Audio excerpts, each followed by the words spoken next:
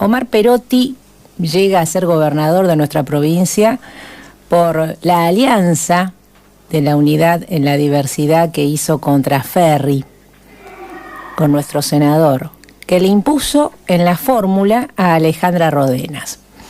Don Omar prometía paz y orden, afirmó que cortaría los vínculos del delito con la política, para ir contra el crimen organizado, ese que cuenta con una pata judicial, política y policial para poder existir. Designó como ministro de Seguridad a Marcelo Saín, quien se desempeñaba como director del organismo de investigaciones y era una persona que no contaba con el beneplácito del Pipi, no, porque el Pipi tenía en mente otro nombre para el cargo. Saín se convirtió en un verdadero dolor de cabeza para el Círculo Rojo. Fue el primero en denunciar al juez federal Marcelo Bailaque ante el Consejo de la Magistratura por haber demorado una orden de allanamiento que posibilitó que un narco se escapara.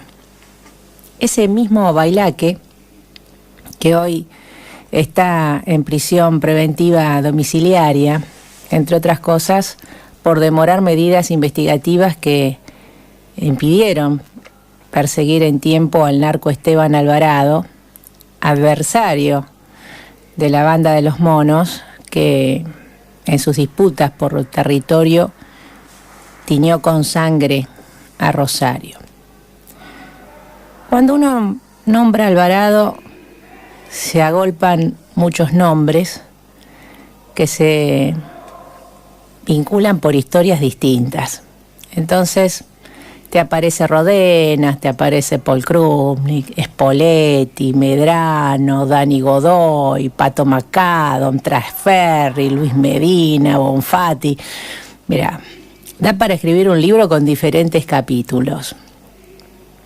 Tal vez lo peor que hizo Saín haya sido apoyar la investigación penal que llevaban adelante los fiscales Ederi y Chapapietra sobre juego clandestino que involucró a nuestro senador. Digo lo peor por cómo terminó, ¿no? Expulsado de la provincia de Santa Fe. Si miramos para atrás, vemos que todos los que estuvieron cerca de la causa de juego clandestino ya no están, por lo menos vinculados. Fíjate, la fiscal regional Iribarren, ella también apoyó esa investigación, apoyó a los fiscales.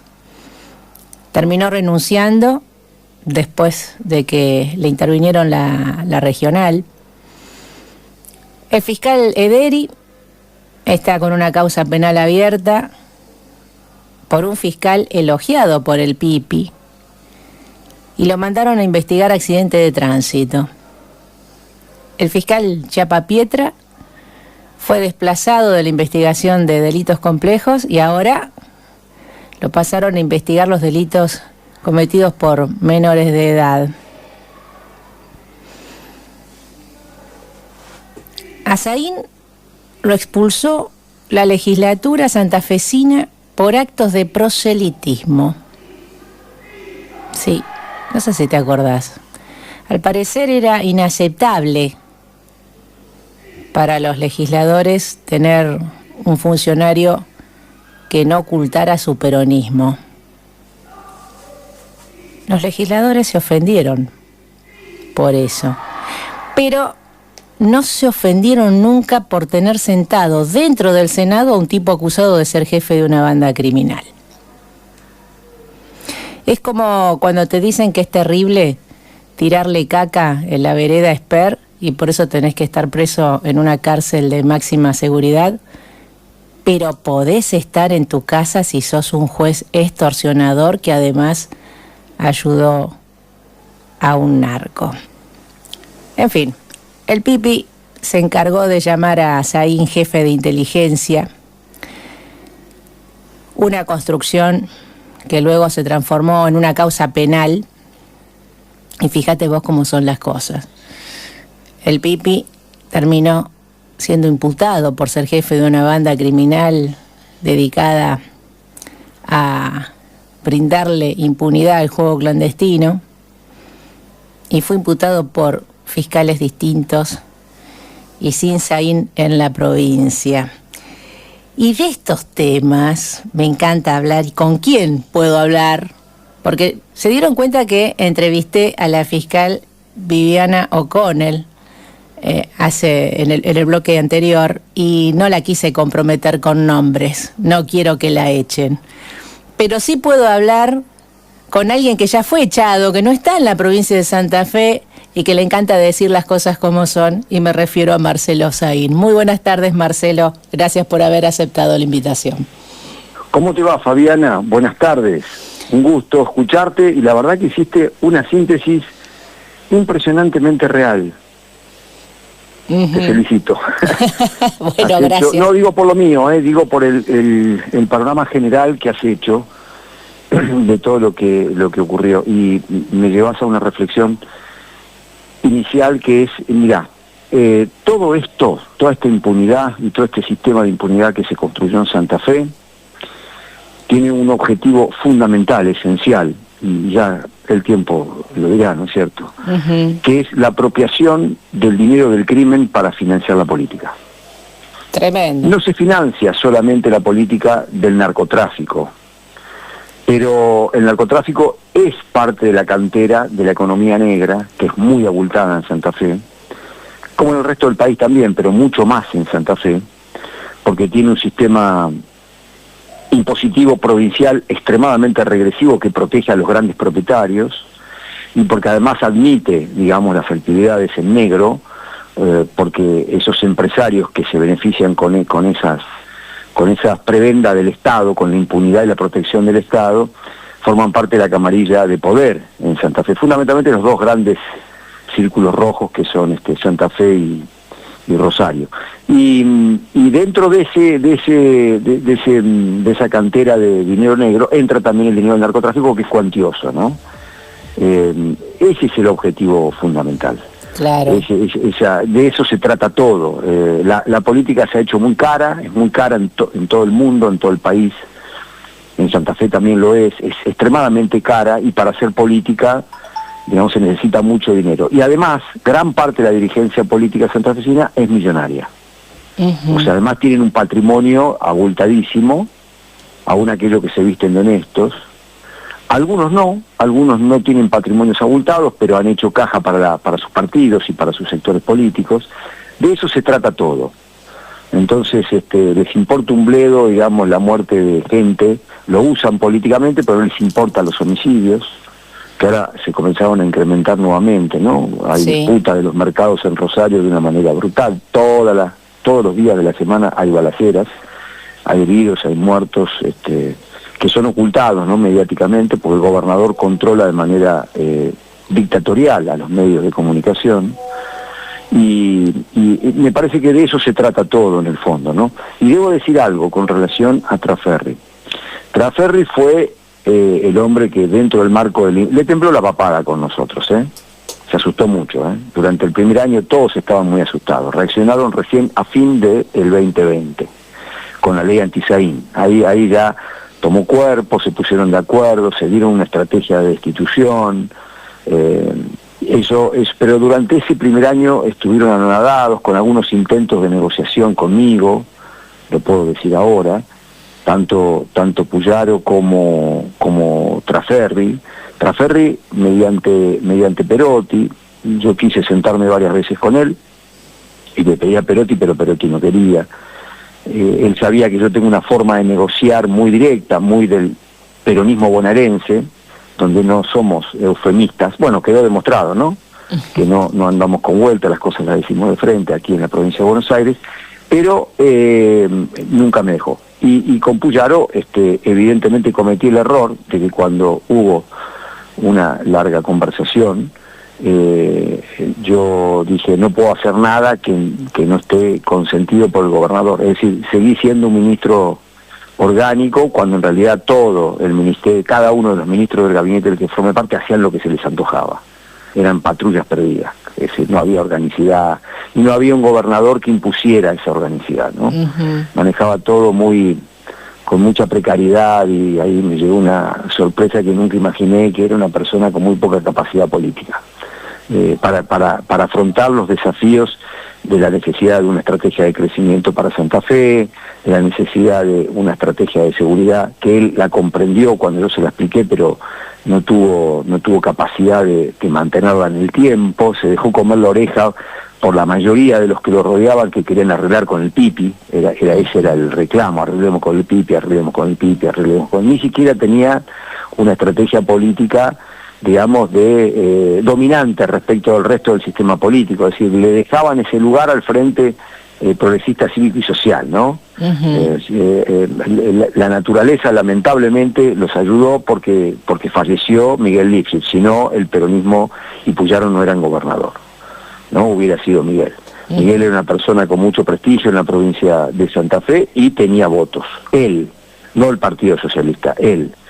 Y tampoco los tenía Puyaro, los tenía él, o sea que Miguel era el gran contendiente del peronismo. Todo el peronismo se asumía como que era un socio minoritario de quien inevitablemente iba a volver a ganar. Y entonces todos querían ir a negociar ahí. El peronismo es un peronismo muerto, es un partido con sangre coagulada, no tiene espíritu, no tiene fortaleza, son todos sellos para negociar listas para poder ocupar cargos, laburan de eso, son profesionales, son lo que Milei llama casta. Es decir, laburan de eso, laburan todo el tiempo, están pensando dónde van a poner, en qué lista van a poner la cola para tener laburo, viviendo de la política. Ni siquiera una política volcada a una estrategia de desarrollo, a luchar contra la pobreza, contra la indigencia. No, una política que es endógena, que se ha cartelizado, ¿no? Es decir, que es una política para garantizar que sigamos haciendo política. Es tremendo, porque lo instrumental se termina convirtiendo... Marcelo, porque a ver, estamos hablando de juego clandestino ligado a los monos, extorsiones. Sí, recordemos que murió un tipo y que por eso, que es esta persona que el único pecado que tuvo fue salir a fumar al balcón del casino. Sí, ¿no? Y no tuvieron intención de matarlo, ¿no? A Encino.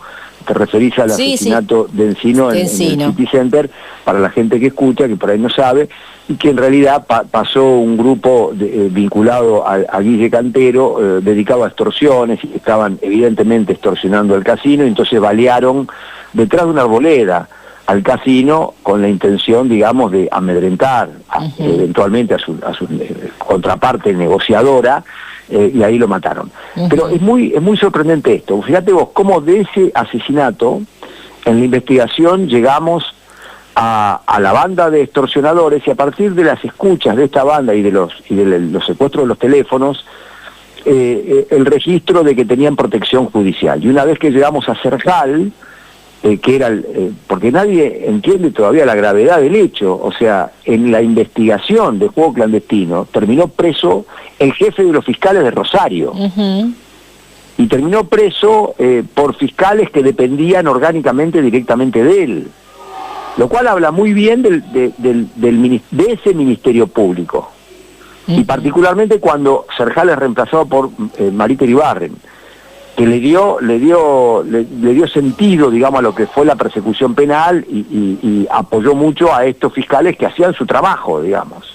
Claro. Pero yo debo decir que, bueno, fíjate vos como de un asesinato, y después de ahí empieza el testimonio de Ponce Assad, muy valiente, una persona que yo le tengo un gran aprecio y un gran reconocimiento, porque, ¿sabes qué? Yo prefiero una persona siempre, la amistad de una persona como Ponce Assad, que pudo haber cometido errores, se arrepintió y afrontó toda la situación con una enorme valentía, a personas que terminan siendo fiscales encubridores de delitos de poder, grandes cobardes a cambio de un salario impúdico de alto, y que se muestran como honestos, pero que son tremendos turros. Yo soy amigo de Ponce Assad antes que de estos otros fiscales, y prefiero una persona como Ponce Assad toda la vida. De hecho, te digo que hemos tenido una reunión y yo digo públicamente, considero que es un amigo, por estas cosas que ocurren, ¿no? Yo conocí el sistema penitenciario federal y bonaerense visitando a mis amigos de la infancia, que se hicieron delincuentes y profesionales. Bueno, yo no lo era, pero los visitaba y uno no puede abjurar de su vida, ¿no? Y de su pasado. Pero volviendo, debo decirte esto, fíjate cómo de un homicidio se llega a una estructura de poder, a lo más alto de la estructura de poder, porque Posadas ya apunta a Traferri y después se corroboró todo lo que tanto Peiti, el titular de esa empresa de juego clandestino enorme, multinacional, digamos, declaró, y también lo dicho por Ponce Azad. Con lo cual se comprobó todo en la causa, pero el tipo está impune y es uno de los grandes actores de la política santafesina, lo cual te demuestra que el sistema político en Santa Fe es un sistema feudal. Pero debo decir algo en favor de Traferri. Por supuesto lo dije varias veces, pero son tan tontos a veces ahí, que están tan enojados conmigo que pierden la chaveta. Ha habido alguna suerte de injusticia en la persecución penal de Traferri. ¿En qué sentido? En que los fiscales fueron muy probos en perseguir a Traferri porque era peronista y no perseguir con los mismos elementos de prueba que había a un policía como Corbellini, digamos, donde Peiti declaró con mucha precisión el rol que tenía de cobertura y de protección al fuego clandestino, porque sabían que detrás estaba Puyaro. Entonces debo decir que fue una investigación que apuntó al peronismo y no al radicalismo o al Frente Progresista. ¿Por qué? Porque los fiscales evidentemente tienen sus compromisos políticos. Traferri cometió un error, dos grandes. Uno, yo no monté ninguna estructura de espionaje, nosotros investigamos estos crímenes y los investigamos bajo la dirección de Chapapietra. Pero el otro gran error era que yo manejaba a esos fiscales, a Chapapietra y a Ederi. Si yo hubiera manejado a esos fiscales, hubiéramos ido por Corbellini. Esa es la prueba más cabal. Y hay un montón de audios privados que los tienen ellos, que yo se los di a Nadia Jugman, y cuando le secuestran el teléfono a Nadia Jugman estaban todos los audios nuestros de 2 años. Pero eso los trascendieron. Sí, lo hicieron trascender, donde yo los criticaba y les decía de que no había ninguna razón para que no fueran por Corbellini. Que no fuese que se iban a encontrar con Puyaro sin lugar a dudas. Es un ministerio público socialista radical, hoy puyarista, sin lugar a dudas. Socialista radical, bueno, peronista. Convengamos que Serjal y Ponce Azad son peronistas. Sí, pero eran minoritarios. Sí, tenés razón, por supuesto, Fabiana, claro. Del sistema político, digamos, ¿no? Del sistema político conforme su representación. Pero fíjate que tengo entendido que hay una intención por parte del puyarismo de introducir un cambio sustantivo en la composición orgánica, en la dependencia orgánica del Ministerio Público de la Acusación, haciéndolo depender directamente del Poder Ejecutivo, pintándose la cara de norteamericanos. Por supuesto, digamos, no tienen la más mínima idea de cómo se investigan crímenes en Estados Unidos, y las bases procesales penales son completamente diferentes a las existentes en Argentina y en Santa Fe, ¿no? Que cambiamos los jueces de instrucción por fiscal. Los fiscales hacen lo que se les antoja en Santa Fe. ¿Te acordás lo que criticábamos no? Decíamos, el sistema inquisidor. Bueno, el inquisidor era el juez de instrucción, que juzgaba, hacía control de garantías e investigaba. Bueno, hoy el inquisidor son los fiscales, que hacen lo que se les antoja, y los jueces, que hacen control de garantía, intervienen en las causas por sorteo, todos diferentes a cada rato, con lo cual no conocen la causa, y por supuesto le dicen, viste como hacía la Molina en el fútbol, siga. Entonces hoy tenemos los nuevos jueces de instrucción del nuevo sistema, que son los fiscales. Yo creo que fracasamos en la reforma procesal penal, esto contradictorio, adversarial, que íbamos a poder tener control, no tenemos ningún tipo de control. Yo lo estoy padeciendo en la causa nuestra. El fiscal Hernández, pese a que varios jueces dijeron no hay espionaje, no existe la comisión de delito, prescribieron un montón de delitos, él sigue con la suya y nadie lo para. ¿Se entiende? Entonces yo estoy convencido de esto. Pero bueno, pero a ver, pero está, si funcionara la justicia, para todo esto el fiscal puede acusar todo lo que quiera y tiene que probar la acusación, y será un juez el que decida si está probada o no, y tenés tu derecho de defensa. Sí, pero en juicio, durante la instrucción no. En juicio, por supuesto, en juicio. A eso me refiero. No, el juicio sí, el juicio ahí tenés toda la contradicción. todo el proceso previo, digamos, tenés una inquisición en manos de los fiscales, que hacen lo que quieren. A eso me refiero. Y ese proceso se puede extender por 5, 6, 7, 8, 10 años, lo que se les antoje conforme les dé el cuero, digamos. ¿Se entiende? O sea, una justicia cuando es lenta no es justicia. Nosotros investigamos el clan Alvarado, y te lo digo con total humildad, yo fui el responsable de la construcción del caso penal, no los fiscales, fui yo, el que di a entender de cómo se debía perseguir este tipo de organizaciones, porque vos fíjate que hasta Alvarado, a los monos la causa de los monos se inicia por homicidios. ¿Te acordás allá en el 2013? Sí. Por el homicidio, era homicidios, y después se agregaron otras figuras, pero básicamente fue por delitos ordinarios y por homicidios. El que los pudo convencer a los fiscales que había que perseguir a la organización integralmente, en su estructura criminal, en su estructura económica, en su estructura armada y en la protección estatal, y construir un caso con esas 4 patas, y además no importa que aparecía droga, porque informaríamos a la justicia federal cada vez que aparecía droga, y estaba seguro que la justicia federal no iba a pedir la competencia de todo porque íbamos a seguir investigando los delitos ordinarios. Esa estrategia la armé yo. Esa estrategia se empezó a llevar adelante en Santa Fe cuando yo llegué al organismo de investigaciones. No fue ni Baclini, ni fue Chapapietra, ni fue Eder, y fui yo. Ellos, por supuesto, fueron fiscales no obedientes, sino fiscales que entendieron el planteo y que lo han hecho muy bien, no le quito mérito. Fíjate que yo me voy de la provincia y se murió ese conjunto de casos. No hay más delitos de poder en Santa Fe. Bueno, igual cambiaron, ponele, tenemos ahora la ley de narcomenudeo, o sea que algo... Pero no cambia nada. No cambia nada. ¿Sabes por qué? No cambia nada, porque la justicia federal ha investigado grandes organizaciones criminales en Santa Fe, en general a la retranca de la justicia provincial, por lo menos con las 2 grandes franquicias, ¿no? Los Monos y el Clan Alvarado.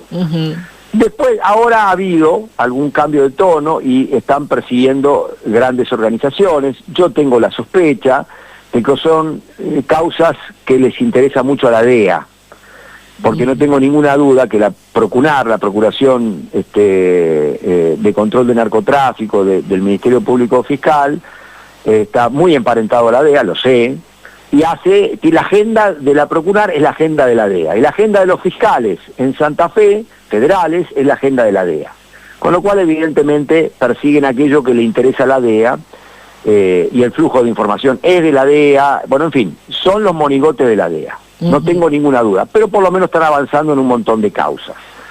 La justicia santafesina palmó, investiga solamente los delitos de sangre que son cometidos en barriadas populares y donde los muertos y los matadores, digamos, y los asesinos son sectores populares. Cuando las investigaciones te conducen a tramas de poder, se corta rápido, como pasó con el Pillín Bracamonte.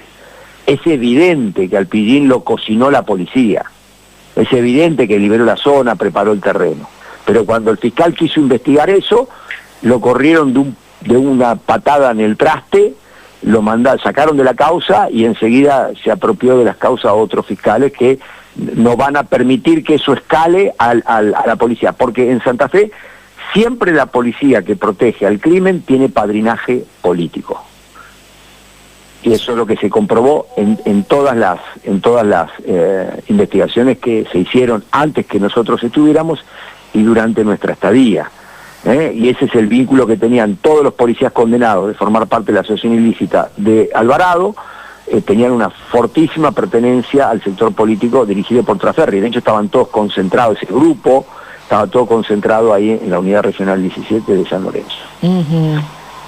Sí, a ver, es como mucho, digamos, pero bueno, el juez Verabarro dijo que nunca se había llegado a la pata política en este tipo de crímenes, sí, a la pata policial.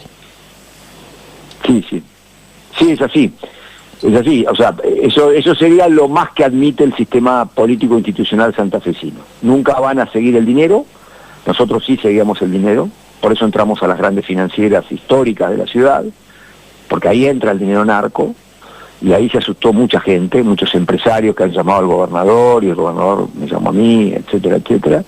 O sea que ahí esa experiencia mía da cuenta de que se mezcla todo el dinero, se mezcla el dinero del narcotráfico con el dinero de los emprendimientos inmobiliarios, el dinero negro de la soja, el dinero negro de la timba financiera, que es muy grande, ¿no? Ahí hay protectores del capital, hay todo un staff de contadores, financistas, abogados, que se dedican a proteger el capital negro, ¿no? Y a gestionar el capital negro, particularmente en Rosario, y esa gente maneja todo. Todo tiene que terminar en Uruguay, ¿no? Digamos, la plata negra de la política santafesina viaja para Uruguay. ¿Y por qué? ¿Qué tiene? Porque Uruguay es una plaza offshore. y vos te abrís cerca. Una SAFI, claro, te abrís una SAFI en Uruguay, en Carmelo, qué sé yo. Bueno, no, en Colonia, que ahí están todas las sucursales bancarias. Colonia es una Miami chiquitita de la década del 70, ¿viste? Tiene unas sucursales bancarias impresionantes, es un pueblito.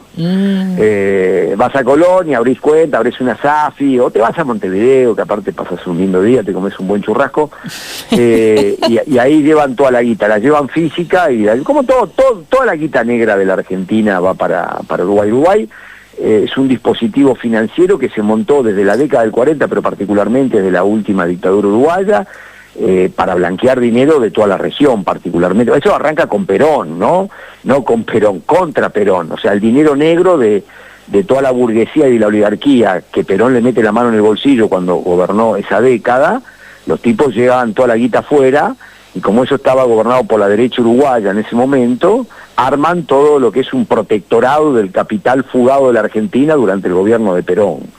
Y ahí empezó a darle forma a todo esto que es una plaza directamente offshore, ¿no? Cumple con todas las recomendaciones del Grupo de Acción Financiera Internacional, cumplen con la ley, pero en verdad el secreto bancario, la posibilidad de la conformación de sociedades anónimas financieras muy fácilmente y demás, aunque cambiaron las regulaciones en el último tiempo, no deja de constituir eso en una plataforma. Por eso todo el dinero negro de la Argentina va para allá. Hablando de dinero, ayer me acordaba de la fiscal Cristina Ferraro. ¿Te acordás de Cristina Ferraro? Porque la denunciaste. Sí, por supuesto, nosotros la denunciamos, la apuntamos. ¿Qué pasó? No tengo idea en qué quedó, porque cuando yo me fui dejé de estar en el libro que ya estoy cerrando, aparece ahí muy fuerte, porque en el último capítulo abordo todo el caso Oldani, y es estrepitoso. Cuando leas ese capítulo del libro te va a llamar muchísimo la atención, porque cuando vos lo lees ahí de un tirón, lo has vivido capítulo a capítulo, pero ahora cuando lo ves todo entero, claro. ¿viste? Cuando el fin de semana ves todos los capítulos de la serie, claro. y no una serie cada semana, o un capítulo cada semana, vas a ver cómo en realidad eso tiene sentido. Bueno, fue el intento... Bueno, aclarémosle a la audiencia, porque como esto es de Santa Fe, no fue un caso de acá, que Oldani fue asesinado y era una persona que en los papeles se dedicaba al turismo. Era una cueva financiera, tenía una cueva financiera, y en esa cueva financiera había dinero negro de gente muy importante, y entonces lo que hizo el Ministerio Público fue, lo que debía haber hecho es secuestrar ese dinero, que fue fotografiado por la policía y demás, y yo tuve la información. Por supuesto, yo tuve la información de manera inmediata y lo hice ver, porque ellos quisieron hacer creer que esto se trató de un hecho de robo al voleo, y cuando yo veo esas imágenes, no solo llamo de manera muy compulsiva, con mi forma, a Ariete diciéndole dónde había estudiado criminalística, ya por segunda vez se lo había dicho, porque digo, eso es escena del crimen, y él me dice, no, la escena del crimen es el hall donde lo matan a Oldani, se hacía el boludo, ¿no? Claramente. No, le digo, ¿y vos qué sabés si esa es la escena del crimen? Aparte, ¿no estudiaste que hay una escena primaria y secundaria? Vos tenés que cerrar, de hecho se cerró y se aseguró la oficina una noche, a la mañana siguiente sacaron toda la guita, porque había que devolver esa guita a los dueños. Claro. Eso, la Policía Federal calculó $1,5 millones, yo calculé 3. Había que devolverlo, porque si no, eso se secuestraba y los dueños perdían ese dinero. Claro. Entonces, evidentemente hubo un gran lobby de sectores poderosos de Santa Fe, que eran los dueños de esa plata, para poder liberarla y que ellos la puedan recuperar. Bueno, le decimos a la audiencia que ese dinero se retira con la presencia de la fiscal. De la fiscal Ferraro. Ferraro, que deja entrar a la hija de Oldani, a su esposo y no sé qué otra mujer más, para que retire ese dinero. Y lo retiran, y están todas las imágenes, porque aparte son tan impunes o tan bobos que todo eso quedó registrado en las imágenes de seguridad de la galería. Claro, no, dicen que quisieron desconectar algunas cámaras. Pero son boludos, claro. ¿Viste? Esto es como División Palermo.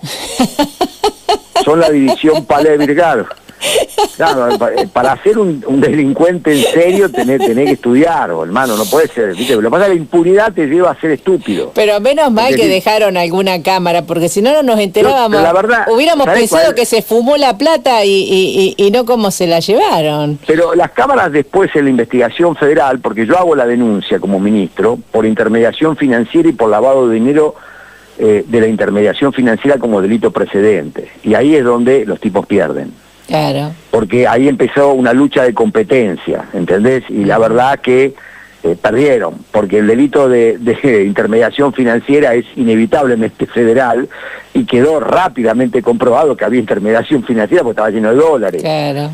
Entonces no tenían la autorización del Banco Central, las entidades para hacer transacciones con monedas extranjeras tienen que tener autorización del régimen penal cambiario, del régimen cambiario, no lo tenía, con lo cual evidentemente estaban incursos en el delito de intermediación financiera. Como yo hago la denuncia por ese delito, no había forma, digamos, de que no fuese federal, y ahí se les empezó a fruncir el traste. Pero lo importante es cuando yo tuve esa información, yo tuve la foto y yo vi que estos tipos venían a encubrir y ya se habían choreado la guita, me fui a un canal en Buenos Aires y mostré las imágenes. Y por supuesto fui denunciado, ¿no? Como que quebré el secreto bancario. O sea, la mina al día siguiente la fiscal se llevó toda la parva de guita con la familia. Pero Arietti me mandó a denunciar a mí. Claro. No, porque mostré las imágenes, porque en Santa Fe lo que te muestra eso, lo importante no es que seas trucho, lo importante es que se vea que sos trucho.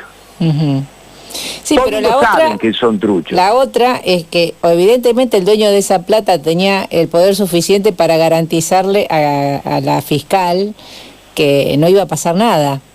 O los tres dueños de esa plata, para no hablar de uno solo. Ah, hay tres, bueno. No sé, supongo. Los corrillos, pero yo nunca le doy curso a esos corrillos. Que siempre tenían poder, a ver, no era Juan Pérez.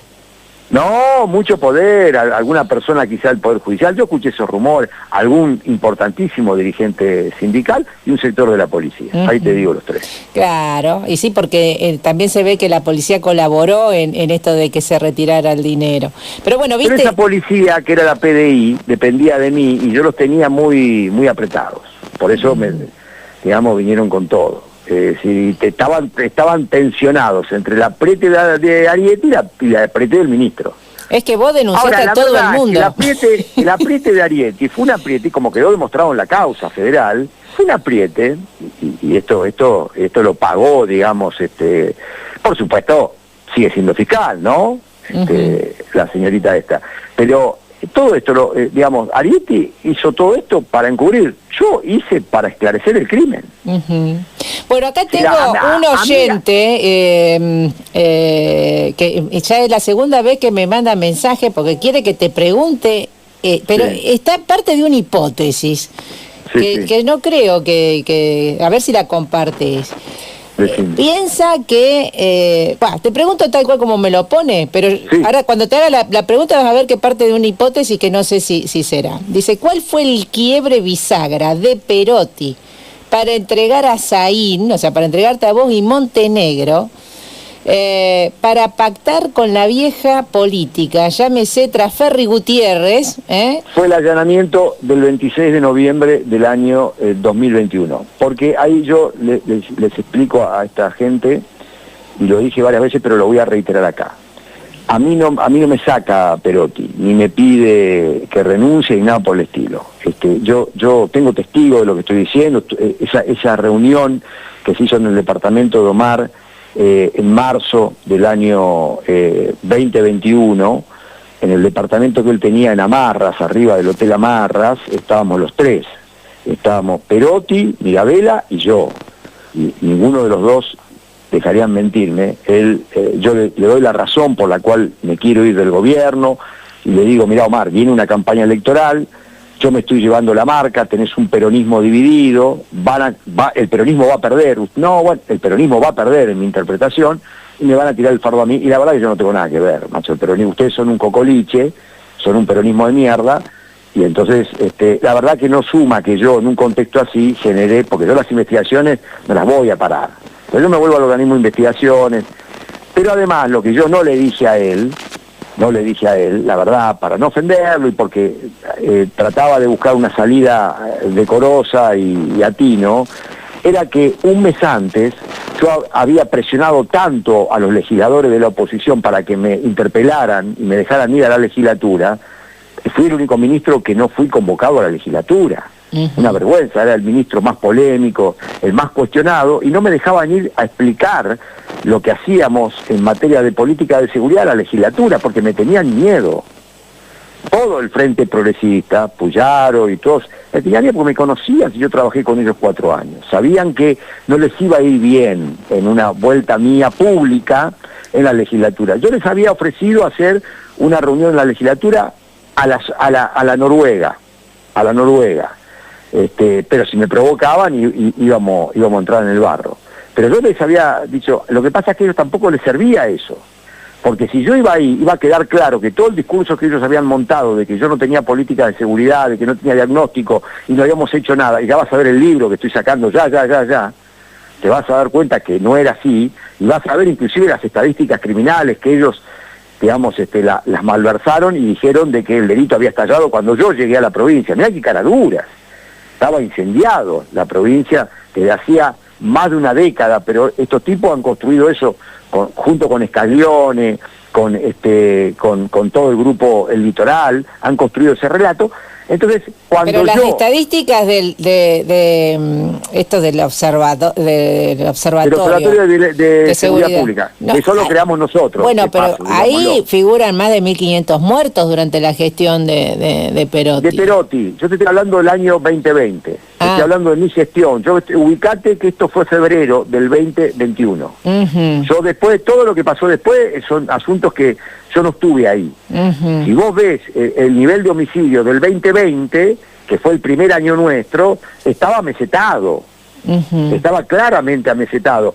Y fue una tasa de homicidio mucho más baja que lo que fue el primer año, el 2016, de la gestión de Puyaro. Construyeron todo un relato que yo después, no entremos en eso porque yo no tengo problema en hacerlo, lo explico en detalle, todo eso, pero es una cuestión técnica. Yo te digo, no estaba desmadrado el crimen. Y a nivel de robos, hurtos y demás había bajado todo. Pero no importa, los tipos construyeron eso y ganaron. Punto. Nosotros no tuvimos comunicación, no tuvimos capacidad de comunicar esas cosas, porque teníamos al frente de la comunicación a un chabón que no le daba la cabeza, que estaba fuera de pista y que además era un tipo controlado por Scaglione. Con lo cual, el adversario mío manejaba la estrategia de comunicación de mi propio gobierno. Era una derrota cantada. Pero bueno, a lo que voy. Te quiero contar eso. Cuando yo logro al Cacu Cándido, que era el presidente de la cosa, él no aguanta más la presión, fíjate, cada conferencia de prensa, cada discurso, porque yo hablaba mucho, yo explicaba mucho, iba a los programas, explicaba mucho. Hablábamos, era un ministro que explicaba todo durante mucho tiempo, con nombre, apellido, no les gustaba eso. Y entonces yo siempre le decía, quiero ir a la legislatura. Entonces hay un momento que no aguantaba la presión. Entonces me convocan a la legislatura, pero a una reunión reservada de la Comisión de Seguridad. Me estaban haciendo una trampa. Era una emboscada, ¿entendés? Como si uno no se diera cuenta. A la emboscada se la puede hacer a otro chorrito como ellos, a mí no. Entonces yo le dije, no, yo no acepto en esas condiciones. Yo voy al recinto con agenda abierta y con los medios adentro del recinto, y hacemos una reunión pública. No hay ninguna razón para hacer una reunión reservada si es un problema que atañe a todos los santafesinos y las santafesinas. Cuando los tipos ya empiezan a recular, porque yo les respondo al día siguiente la nota de Cacu Cándido diciéndole esto, por supuesto la prensa en silencio, ¿no? Porque estaban todos todo, viste, todos comprados. Entonces la prensa que tendría que haber dicho, tiene razón Saín, esto es transparente, no, ni en pedo. Se callaron bien la boca, y yo, viste, y ese clima, y Perotti, le digo, les estoy, un tipo martes, miércoles, el viernes tenía que ir yo. Y Perotti lo vi ya rengueando, me dice, che, no quiero que vayas a la legislatura, pero mira que les estoy venciendo el brazo. Estoy logrando que los tipos acepten que yo vaya a la legislatura. Me dice, no, mejor no vayas. Ya lo dijo como, viste, no sin argumentar, claro, sin discutir conmigo, como hacíamos siempre. Y ahí me di cuenta, dije, no, ya está, yo no tengo que estar en este gobierno, este es un gobierno de mierda. Yo no puedo estar acá. Ahí es donde yo me convencí de, pues, te arrugó este tipo. Tampoco los legisladores peronistas querían que yo vaya a la legislatura, y me di cuenta, nadie estaba, excepto Matilde Bruera, la única, no querían que vaya a la legislatura. ¿Por qué? Porque yo también iba a poner en evidencia que todo el desastre institucional que tenía Santa Fe, ellos también fueron partícipes por no haberlo visto como opositores. Fueron opositores silenciosos en esta materia durante todos los años del Frente Progresista. ¿Se entiende? Entonces tampoco querían ellos que yo vaya ahí, porque aparte yo soy un tipo de Buenos Aires, un extranjero, no le gustaban las formas, no quería nadie del peronismo que yo vaya a la legislatura. Y ahí dije, chao, listo, se acabó. Y ahí empiezo el proceso. Yo tenía muy buena relación, lo tengo hasta el día de hoy, yo sé que no le hago ningún favor, con Marco Corach. Y ahí le digo, que recién había entrado al gabinete, hace un par de meses, teníamos muy buena relación, un tipo bien, aparte un tipo laburante, y le digo, Marquito, vamos, me voy, y esa. Así que empecemos a preparar el terreno. El problema es que no había reemplazo, el reemplazo natural era Germán Montenegro. Entonces, volviendo, cuando ya decido yo salir y lo puedo convencer a Omar, en esa reunión de marzo, Omar me dice, ¿a quién dejamos? Y yo con Corach habíamos pergeniado la idea, a mí ya me importaba todo un bledo, ¿entendés? Si no podía ser Germán, entonces no me interesaba ver un problema de Perotti. Por mí ponerlo a Cernaglia de vuelta, qué sé yo, poner Mandrake, ya no me importaba, pero tampoco quería dejar colgado al gobierno al que yo pertenecí. Claro. Entonces ahí surge en la reunión, una reunión previa con Corach, el nombre de Laña. Él dice, mira, es un tipo de la política, conmigo funcionó bien, cumplió todas las directivas, trabajó bien con los intendentes, en fin, anduvo bien. Por supuesto que yo sabía que no le daba la pera, pero no había nadie. En realidad el tipo que tendría que haber asumido ese cargo era el propio Corach, que tenía un poco más de estampa política, que había trabajado con nosotros 4 o 5 meses, codo a codo con Germán, conmigo, y sabía la cocina, como la sabía Mirabella también, ¿no? Ellos sí sabían la cocina de las cosas que estábamos haciendo y todo lo que estaba pasando. Algún día lo tendrán que contar todo, porque ahí hay cosas muy sabrosas. El otro día estuve con una periodista de Buenos Aires de acá, que tuvo una larguísima reunión con Mirabella en aquel entonces, y me empezó a contar cosas que yo no sabía que Mirabella las había contado, con lo cual por lo menos habló bien de Mirabella, en el sentido que contó todas las tragedias que nosotros padecimos en la gestión, que yo nunca las conté todavía. Pero bueno, en eso, ahí dije, afuera. Y ahí quedó el nombre del año. Es más, la anécdota risueña es cuando estaba entrando a la reunión con Perotti, ahí en el Hotel Amarras, estaba comiendo abajo Laña, porque era el hotel que usaban los funcionarios del ministerio cuando estaban en Santa Fe. Y yo me acuerdo que lo abracé y le dije, este no tiene idea que ahora lo vamos a cocinar acá arriba. Y fue así, estuvimos hasta la 1 de la mañana, y ahí Perotti,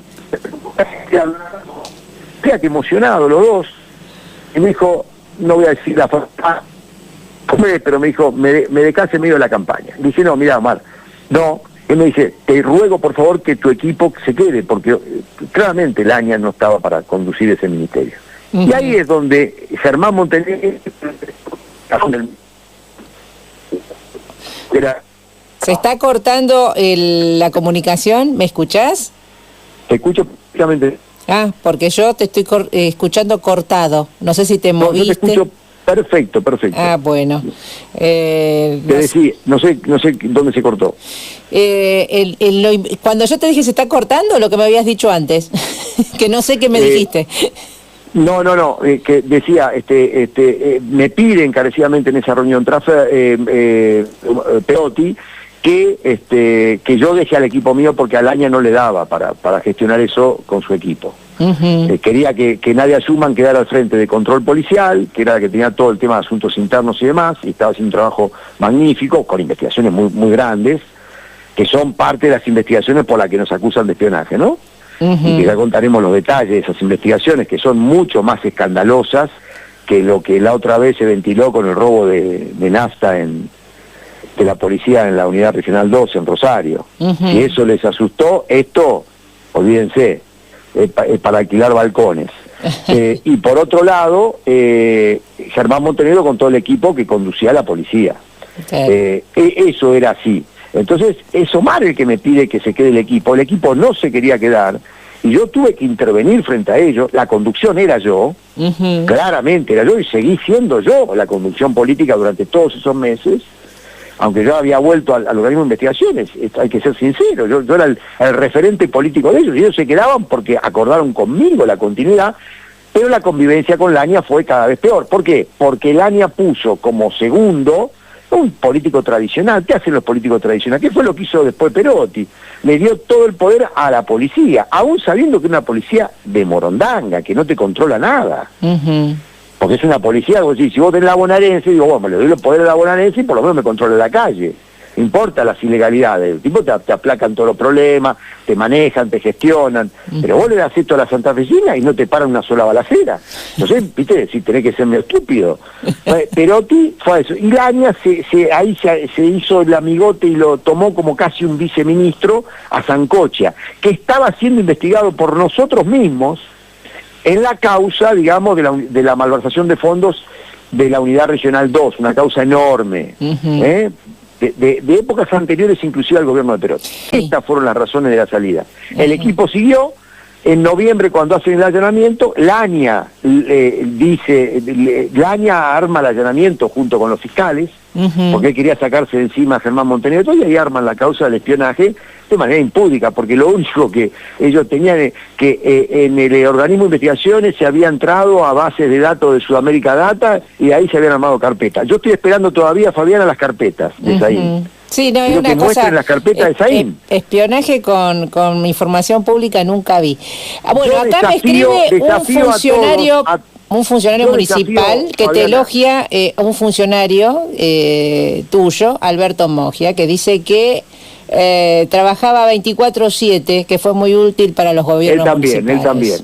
Él también. Yo te dejo un desafío para todos y todas las santafesinas, fundamentalmente a Puyaro y todo su séquito. Quiero las carpetas del espionaje de Saín, quiero que se la muestren a la sociedad santafesina. Dejen de joder al fiscal, dejen de joder y muestren las carpetas, a ver dónde está el seguimiento de todas las personas, y todas las escuchas, y todas las fotos, y todas esas cosas escabrosas. Quiero que las muestren, a ver.